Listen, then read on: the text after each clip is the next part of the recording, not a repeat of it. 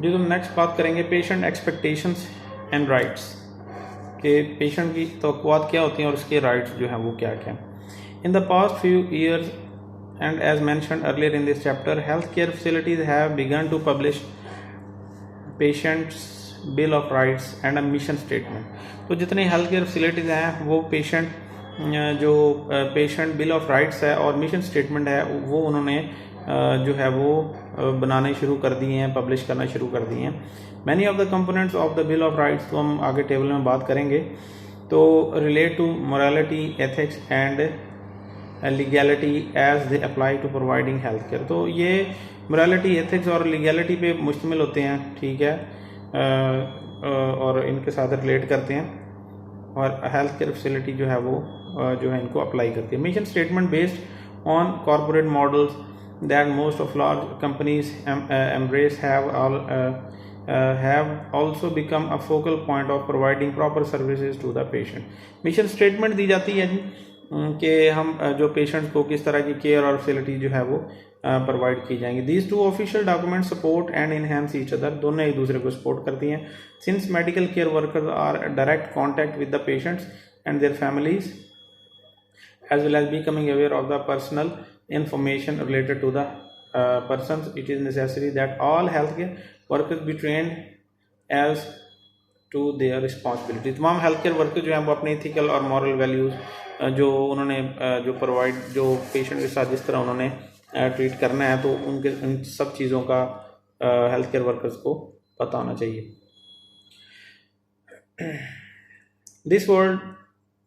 This would include ways to deal with patients, their families, and their information, and they are knowledgeable of that would be pertinent to the patient's treatment। ये सब चीज़ें जो है patient की जो treatment के साथ जो रिलेट करती हैं कि आपने जो है वो किस तरह पेशेंट के साथ डील करना है, उनकी फैमिली के साथ, और डिफरेंट पेशेंट की जो इन्फॉर्मेशन है उसको किस तरह सीक्रेट रखना है, अगर अपने प्रोवाइड करनी है तो किसको प्रोवाइड करनी है। तो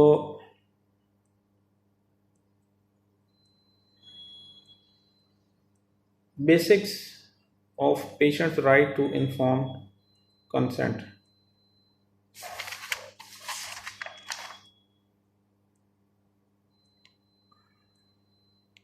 पेशेंट बिल ऑफ राइट्स की बात करते हैं हम थोड़ा सा, कि जो पेशेंट बिल ऑफ राइट्स जो हमने कहा है उसके अंदर उसके कुछ कंपोनेंट्स हैं वो क्या क्या हैं। उसके अंदर पहला ये है कि the patient has right to receive the considerate and respectful care, कि पेशेंट को जो है वो एक रिस्पेक्टफुल वे में केयर प्रोवाइड की जाएगी और उसको एक तरीक़ाकार के साथ जो है वो डील किया जाएगा। The patient has the right to and is encouraged to obtain from physicians and direct caregivers relevant, current and understandable information concerning diagnosis, treatment and prognosis। तो पेशेंट को राइट है कि वो फिजिशियन के साथ या हेल्थ जो केयर गिवर्स हैं उनसे वो डायरेक्ट इंफॉर्मेशन ले सकता है, ठीक है, अपने डायग्नोसिस, ट्रीटमेंट और प्रोग्नोसिस के बारे में, एमरजेंसी के अलावा, क्योंकि एमरजेंसी में पेशेंट को चीज़ें ना पेशेंट इस काबिल होता है ना जो है वो उसको बताया जा सकता है कि उसकी क्या कंडीशन है और क्या रिपोर्ट्स हैं, क्या चीज़ें। हाँ, उसके जो करीबी जो रिलेटेड लोग हैं उनको जो ये चीज़ जो है वो बताई जा सकती है। The patient has the right to make decisions about the plan of care prior to the during the course of treatment, कि वो पेशेंट को जो है वो ये बुनियादी हक है पेशेंट का कि वो डिसाइड करे कि जो प्लान ऑफ केयर है या ट्रीटमेंट के दौरान है कि वो प्लान ऑफ केयर को, ट्रीटमेंट को उसको रिकमेंड करता है, उसके साथ वो चलेगा या नहीं चलेगा, उसको एक्सेप्ट करता है या रिफ्यूज़ करता है, उसको ये सारा इन्फॉर्म किया जाएगा।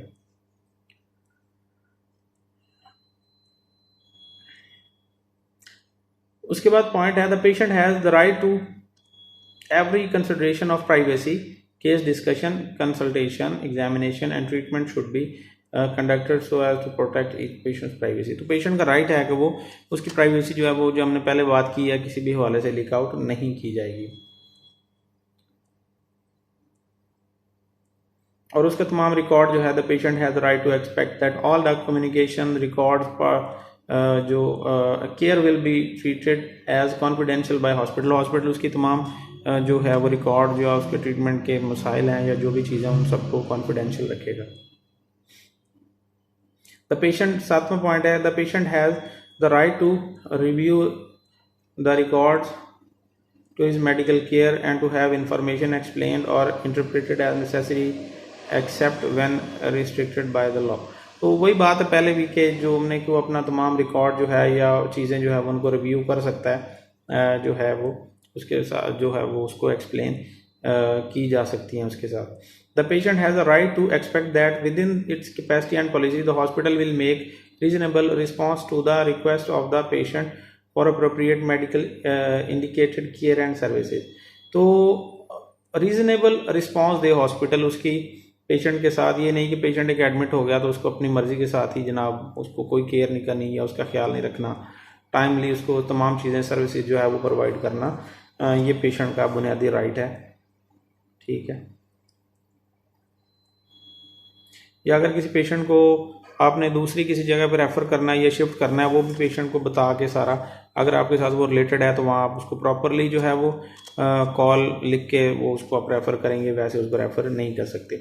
द पेशेंट है right to ask to be informed of the existence of business relationship among the hospital, educational institution, other healthcare provider of pairs that may influence the patient treatment and care।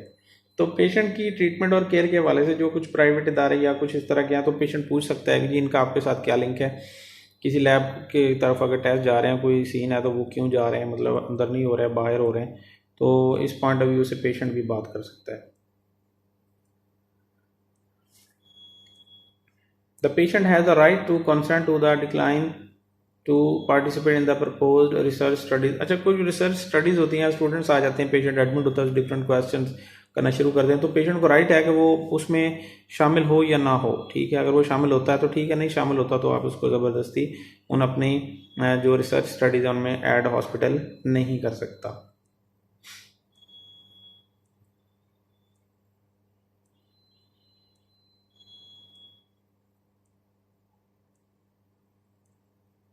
और patient को right है कि जब तक उसकी proper treatment हो वो ठीक है, वहाँ पे वो एडमिट रहेगा, और अगर उसको लगे कि उसकी प्रॉपरली ट्रीटमेंट नहीं हो रही तो वो उसको अपनी ट्रीटमेंट को मज़ीद वो कंटिन्यू ना करे। ये उसके पास ऑप्शन होना चाहिए कि जब तक वो चाहे वहाँ पे ट्रीटमेंट करवाए, और जब उसको लगे कि ट्रीटमेंट प्रॉपर नहीं है तो वो किसी और जगह से वो ले सके अपनी ट्रीटमेंट, यानी पे उस ट्रीटमेंट को कंटिन्यू करे या ना करे, ये उसकी जिम्मेदारी भी होता है।